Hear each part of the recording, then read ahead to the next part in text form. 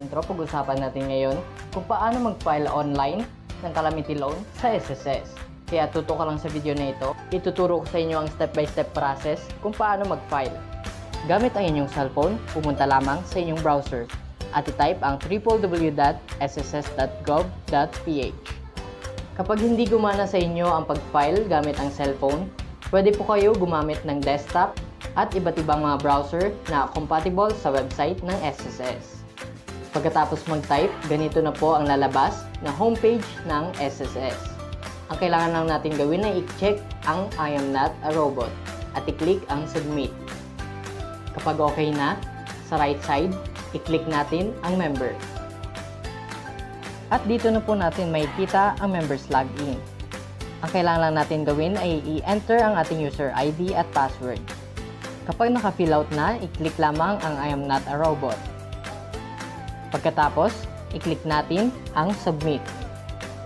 At ganito na po ang ating makikita sa website ng SSS kapag successfully nakalagin na tayo sa kanilang website.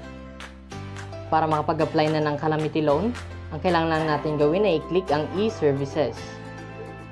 Kapag ayaw lumabas gamit ang cellphone, i-long press nyo na lamang ang e-services. Pagkatapos, i-click lang natin ang apply for calamity loan.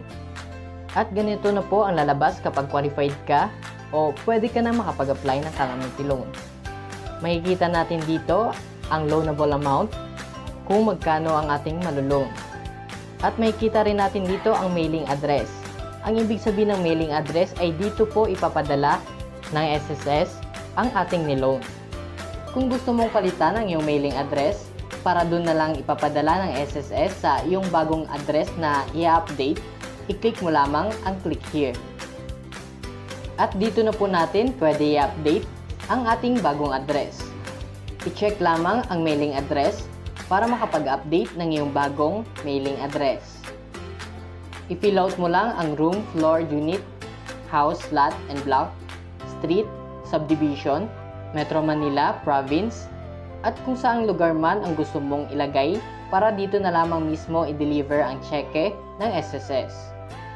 Pagkatapos mag-fill out ng address, i-check mo na rin ang iyong mobile number kung ito ay updated dahil dito magte-text si SSS para sa iyong notification sa pag-apply ng calamity loan.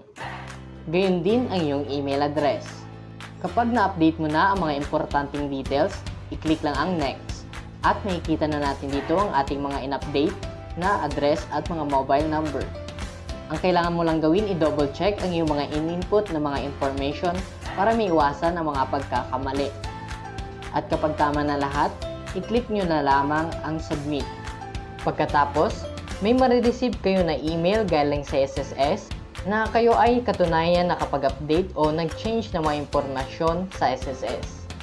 I-click lamang ang exit button para makabalik sa calamity loan page. At makikita na natin dito ang updated na mailing address. At sa ibaba, makikita natin dito ang mga details ng employer kung ikaw ay employee. At sa ibaba, basahin na rin natin ang reminders to our members. At ang sabi dito, at present, only Union Bank of the Philippines UBP account are accredited for electronic loan disbursement. Ibig sabihin, ang UBP lamang ang pwede natin ilagay na bangko para doon makredit ang ating calamity loan. Para makredit ang iyong loan, i-click lamang ang click here para makapag-fill out ng mga details. Kung gusto mo naman mag-avail ng free UBP Quick Card, i-click mo lang ang click here. At kung wala ka namang UBP, i-click mo lamang ang mailing address para doon na lamang isasend ng SSS ang cheque sa iyong mailing address. Kapag okay na, i-check mo lamang ang I agree to the terms and condition at i-click ang proceed. Kapag ganito naman ang lumabas, i-click lang natin ulit ang proceed. Makikita na natin dito ang mga detalye na pwede nating ma-loan, mailing address, at iba pang mga impormasyon. Kailangan nyo lang i-review ng maigi para maiwasan natin ang pagkakamali. Kapag na-review mo na, i-click mo lamang ang submit. At successfully submitted na po ang calamity loan application. At ang sabi dito, ang loan proceeds will be released through check and delivered to your registered mailing address. Kailangan nyo lang gawin, i-screenshot ang message na ito para mayroon tayong transaction number for reference. Pagkatapos, may marireceive po tayo ng email notification mula sa SSS na ang sabi dito ay successfully submitted na po ang ating loan application sa SSS. Take note po kapag ikaw po ay employed, please inform po ang iyong employer na nag-apply ka sa SSS para sa calamity loan. Dahil i-approve niyo po ito na katunayan na ikaw ay nagtatrabaho sa kanilang kumpanya. At si employer na rin po ang kakaltas para sa pambayad ng iyong calamity loan. Coverage of the program. Members who are resident of the entire Philippines affected by the strict community quarantine to manage the COVID-19 situation in pursuance to Proclamation Number 929 by the President of the Philippines dated March 16, 2020, declaring a state of calamity throughout the Philippines due to COVID-19. Availment period. Ang isang member ay pwede makapag-apply ng Calamity Loan Assistance Program simula June 15, 2020 hanggang September 14, 2020. Eligibility. Para makapag-avail ng program, kailangan ang isang member ay naka-registered sa SSS website ng my.sss facility para makapag-facilitate ng filing online application. At kailangan ng isang member ay may 36 monthly contributions. At kailangan may 6 months updated contributions sa loob ng 12 months prior to the date of filing of application. At kailangan ng isang member ay nakatira sa Pilipinas o work at rest sa Pilipinas. At kailangan ng isang member ay hindi nakapag-file ng final benefit o nag-grant ng final benefit tulad ng permanent total disability or retirement. At kailangan ng isang member ay walang outstanding loan restructuring program o calamity loan assistance program. Loan amount.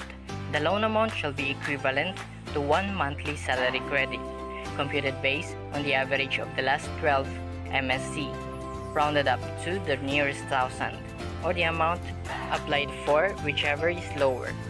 Payment term and deadline of payment. The loan shall be payable in 27 months, inclusive of 3 months moratorium period.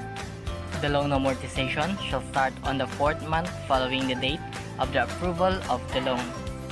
Payment deadline shall be on or before the last day of the month following the applicable month. In case the payment deadline falls on a Saturday or Sunday or a holiday, payment may be made on the next working day. Service fee, interest rate, and penalty. A service fee of 1% of the loan amount shall be charged and deducted from the proceeds of the loan. The loan shall be charged an interest rate of 6% per annum, commencing on the 4th month computed on the diminishing principal balance and shall be amortized over the remaining 24 months. No advance interest shall be charged for this loan. Any excess in the amortization payment shall be applied to the outstanding principal balance. Loan amortization not remitted on the due date shall bear a penalty of 1% per month.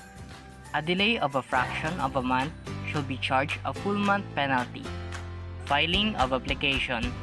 The members must apply for CLAP through the SSS website by accessing his or her my.sss account.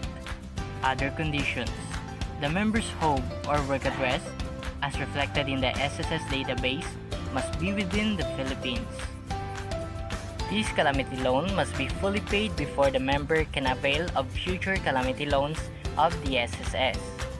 Any overpayment on a previous loan shall be subject to validation of SSS, and if valid, shall be applied to the active loan, if any. If there is no active loan, it shall be refunded to the member borrower upon his or her request. Aggregate unpaid obligation equivalent to more than 6 monthly amortizations shall result to loan default. The full balance of a defaulted loan shall become due and demandable. A defaulted account is subject to 10% interest per annum charged on the outstanding principal balance and 1% penalty per month on unpaid principal and interest until fully paid. Other terms and conditions in the existing salary loan guidelines not inconsistent with the above provisions shall be applicable in this program. Release of loan proceeds through check. The generated calamity loan check shall be sent to the member's preferred mailing address through Unified Multipurpose Identification Automated Teller Machine. If with activated UMID ATM, the loan proceeds shall be automatically be credited to member's account. Through Union Bank of the Philippines Quick Card. For UBP Quick Card, the member borrowers may opt to avail the card at selected SSS branches with UBP kiosk. The corresponding account number of UBP Quick Card must be enrolled in the bank enrollment module by accessing the member's My.SSS account. The loan proceeds shall be credited to member borrower account within 3 to 5 working days from the approval date of the loan. Through Development Bank of the Philippines DBP, Philippine Electronic Fund Transfer System and Operations Network, credited participating bank once available and implemented in the system. Active single account in any PesoNet accredited banks in the name of the member's borrower shall be enrolled in the bank enrollment module and shall be used as mode of disbursement for CLAP application by accessing the member's My.SSS account. Joint account is not acceptable. The loan proceeds shall be accredited to member's borrower account within 1 to 2 working days from the approval date of the loan.